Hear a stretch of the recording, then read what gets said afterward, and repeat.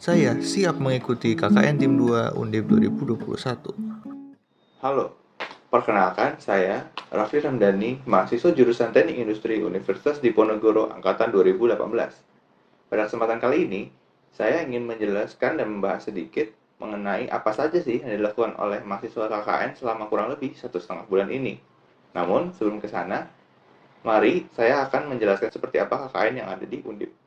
Universitas Diponegoro merupakan universitas yang dibangun pada tahun 1957 berlokasi di ibu kota Provinsi Jawa Tengah, Kota Semarang. Sebagai sebuah institusi yang wajib menerapkan Tridharma perguruan tinggi, Undip juga tidak ketinggalan. Satu dari ketiga Tridharma perguruan tinggi yaitu pengabdian dapat dimanifestasikan dengan KKN. KKN merupakan sebuah kegiatan di mana mahasiswa terjun langsung ke lapangan, yaitu kepada masyarakat, dan menggunakan ilmu teknologi serta pengetahuan yang didapatkan selama perkuliahan dan dibagikan kepada masyarakat. Tujuannya adalah untuk mencerdaskan kehidupan bangsa serta menaikkan taraf hidup masyarakat. Nah, KKN pada periode kali ini cukup berbeda dari KKN-KKN di periode sebelumnya, karena pada kali ini mengusung misi yaitu KKN Pulang Kampung. Apa sih KKN Pulang Kampung itu? KKN Pulang Kampung artinya KKN dilaksanakan di daerah domisili masing-masing mahasiswa, di mana sebisa mungkin program KKN dilakukan secara individu untuk mengurangi interaksi sosial. Walaupun dilakukan dengan sedikit berbeda, namun kata nyata dari kuliah kerja nyata harus tetap dijaga sepenuhnya, tapi tetap dengan mematuhi protokol kesehatan ya. Lokasi KKN saya bertempat di Desa Batursari, Kecamatan Meranggen, Kabupaten Demak. Desa ini memiliki penduduk dengan jumlah 58 kepala keluarga. Di desa ini sendiri memiliki beberapa fasilitas yang diantaranya adalah lapangan serbaguna, masjid atau tempat ibadah, kemudian taman bermain anak, serta kolam ikan lele ataupun ikan nila. Selain fasilitas-fasilitas tadi, ada potensi lain yang dimiliki oleh desa ini, yaitu warganya yang gotong royong sering mengadakan kegiatan-kegiatan yang bermanfaat. Contohnya adalah bank sampah untuk sampah anorganik, kemudian composting untuk sampah organik, kemudian ada jadwal siskamling, kemudian jadwal kerja bakti, kebun produktif yang dapat dimanfaatkan oleh warga untuk menambah nilai ekonomi, sehingga tidak mengherankan jika pada tahun 2020 yang lalu, desa ini mendapatkan predikat juara satu dalam lomba Kampung Juara, di mana desa ini mengusung tema Kampung Pesona, di mana mereka menang secara meyakinkan. Ada dua topik permasalahan yang saya angkat dalam KKN pada kali ini. Dengan melihat persebaran warga yang mayoritas bekerja sebagai wirausahawan UMKM serta karyawan swasta, mereka termasuk orang-orang yang terdampak pandemi COVID-19. Oleh karena itu, saya mencoba membantu UMKM yang ada di sini dengan cara mengedukasi dan mensosialisasikan mengenai penggunaan e-commerce dan website untuk kegiatan usaha mereka. Karena mayoritas UMKM yang ada di desa ini masih sangat mengandalkan interaksi langsung, sehingga perlu adanya sebuah gebrakan baru untuk dapat beradaptasi di masa pandemi COVID-19. Kemudian program selanjutnya, dengan melihat adanya pembatasan sosial dan juga pemberlakuan pembatasan kegiatan masyarakat, rumah yang tadinya hanya ditinggali dalam waktu-waktu tertentu, sekarang harus menjadi tempat tinggal dalam 24 jam dalam seminggu. Ditambah lagi, masa COVID seperti sekarang tidak bisa keluar-keluar ataupun ke tempat wisata. Tempat wisata pun ditutup. Oleh karena itu, rumah harus dapat berperan sebagai tempat tinggal sekaligus tempat refreshing yang nyaman. Karena jika tidak, potensi untuk tidak patuh aturan protokol kesehatan cukup tinggi. Nah, berdasarkan permasalahan-permasalahan tadi, saya merencanakan program dan akhirnya mendapatkan dua judul. Yang pertama adalah sosialisasi pemanfaatan e-commerce dan website untuk membantu usaha UMKM, baik dari segi pemasaran, dari segi penjualan, dan sebagainya.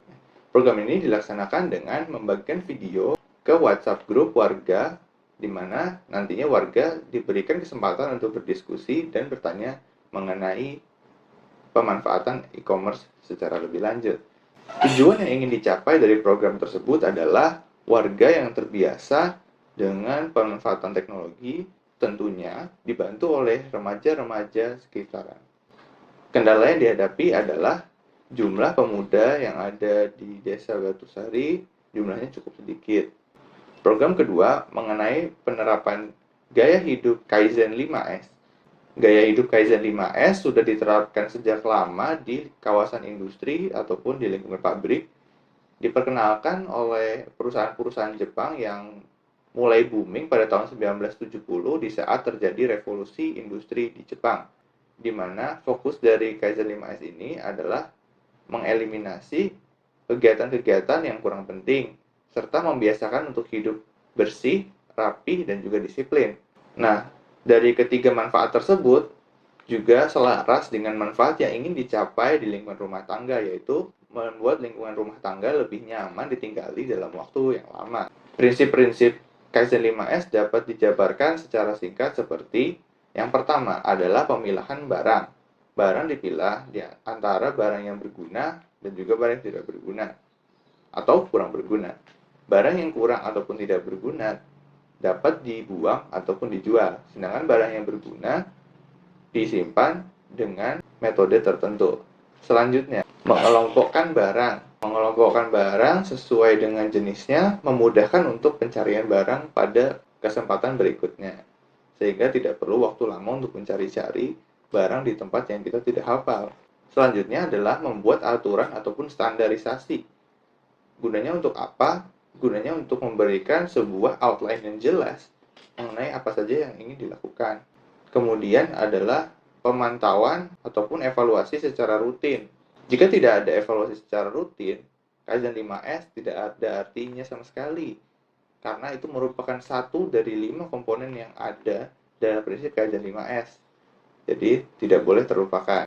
Oleh sebab itu, kami melihat kendala ataupun potensi kendala yang mungkin dapat terjadi ke depannya adalah kondisi ataupun kegiatan ini tidak dikerjakan secara konsisten oleh warga. Oleh karena itu, perlu adanya gugus yang bertugas khusus untuk menjaga dan memantau penerapan Kaizen 5S di lingkungan rumah tangga secara berkala. Sehingga nantinya program Kaizen 5S ini dapat menjadi budaya di masyarakat desa Batursari. Keluaran dari program 5S yang telah dikerjakan adalah poster, di mana poster didesain, kemudian diprint, dan kemudian dibagikan kepada warga yang nantinya akan disebarluaskan kepada RT RW yang ada di desa Batursari. Selain mengerjakan dua program tersebut, kami juga turut serta membantu warga mempersiapkan pelaksanaan Lomba Kampung Juara tahun 2021. Ya, tujuannya sudah pasti untuk mempertahankan gelar juara. Amin.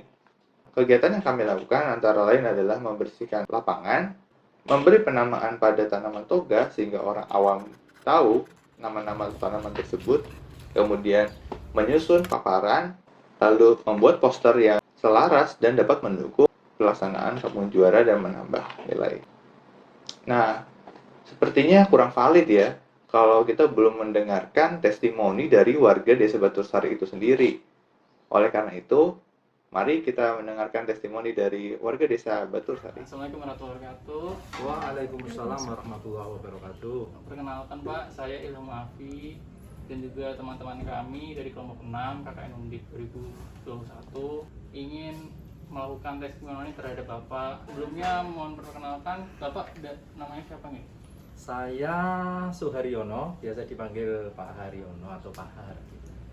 Kesan Bapak saat ada mahasiswa KKN itu datang ke sini, bagaimana nih? Iya, jadi KKN ini kan kuliah kerja nyata. Jadi kami sangat senang dan mendukung sekali kegiatan ini. Apalagi di suasana pandemi seperti ini, tentunya memang menggunakan sebenarnya protokol kesehatan ya. Ada beberapa yang harus dipenuhi dan kami sangat berterima kasih dan mendukung adanya KKN dan ini kelompok 6 ya. Di RW 21 Pucang Jajar Timur ini. Bagus sekali Mas, terima kasih. Selanjutnya nih Pak Ya. Untuk pertanyaan kedua, bagaimana pandangan Bapak mengenai program kerja yang telah dilaksanakan di Desa Batursari ini?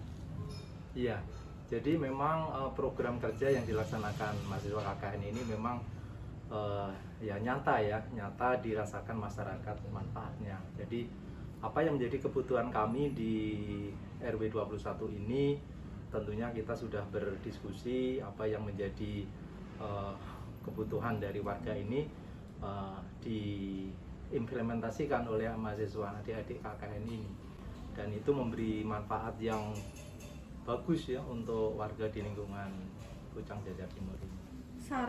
Ada saran lagi nggak Pak buat kedepannya, kalau misal ada lagi tahun depan KKN di sini, kira-kira apa yang perlu kita pertahankan dan apa yang perlu diperbaiki kedepannya, seperti itu Pak?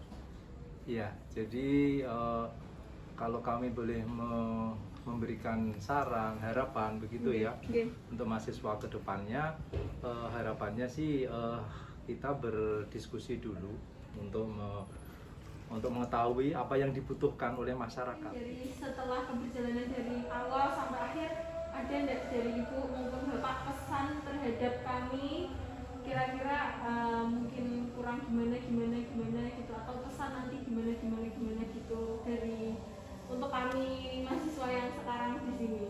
Ya, semoga setelah ini kalian bisa lebih bisa mengembangkan ilmu ya. Kalau ini KKN kan sebenarnya kalau misalnya offline kan bisa menerapkan ilmunya atau apa. Kalau ini kan terbatas dengan keterbatasan seperti ini. Kalau Bapak gimana Pak? Saya justru dengan ya ini ya, kita memanfaatkan kondisi ya. Justru kondisi pandemi ini kan memang kadang orang yang jauh tuh malah jadi dekat ya Zoom. Kayak biasa kan ceramah-ceramah kita biasanya manggil dari malah pesertanya lebih banyak. Ini lebih mengenanya itu dengan apa ya, pakai WA group itu kan lebih banyak orang yang tahu dibanding kalian mengumpulkan itu kadang kan cuma terbatas gitu. Kalau harapannya ya untuk kakaknya yang ke depan ya Pak sudah nggak pandemi ya, jadi lebih banyak berinteraksi, jadi ilmunya itu mungkin banyak yang kita praktek lah. Cukup sekian yang dapat saya sampaikan, kurang lebihnya mohon maaf. Sampai jumpa.